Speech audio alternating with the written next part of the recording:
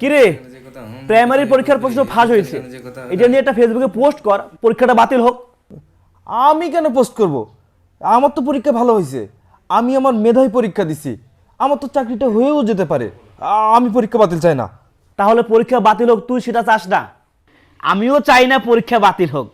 18 লক্ষ টাকা দিয়ে প্রশ্ন কিনে পরীক্ষা দিছি, পাশ করলে ভাই ভাই বাকি 10 লক্ষ টাকা দেবো, এটাও বলছি আমি। ফেল করলে টাকা ফেরত দেবে বলছে। তুই ফেলও করতে পারবি না, পাশও করতে পারবি না। আমরা পরীক্ষা বাতিলের আন্দোলনে নামতেছি, তুই টাকাও ব্যাক পাবি না। আমি কেন টাকা ব্যাক পাবো না? কারণ পরীক্ষা বাতিল হলেই যে তোর দালাল তোকে টাকা ফেরত দেবে, সেই কন্ট্রাক্ট তো তুই আর করিস নাই। দোস্ত প্লিজ, তোরা আন্দোলন করিস না রে, আন্দোলন করলে আবার সব টাকা শেষ।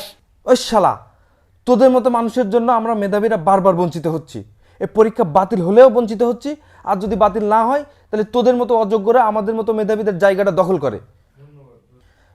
দোস্ত, আমি তোদের সাথে এই পরীক্ষা বাতিলের আন্দোলনে আছি। আমি তো মেধাবী, আমি পরে আবার পরীক্ষা দিলেও এই চাকরিটা পাবো, কিন্তু এদের একটা উচিত শিক্ষা হওয়া দরকার। ধন্যবাদ দোস্ত, আপাতত পরীক্ষা বাতিল নিয়ে একটা পোস্ট কর।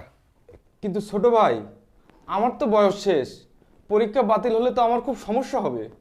আরে ভাই, কি সমস্যা? পরীক্ষাটা বাতিল হলে আপনি আবারও পরীক্ষা দিতে পারবেন। তাহলে ঠিক আছে। আপাতত একটা পোস্ট করেন, মানি না, পরীক্ষা বাতিল চাই।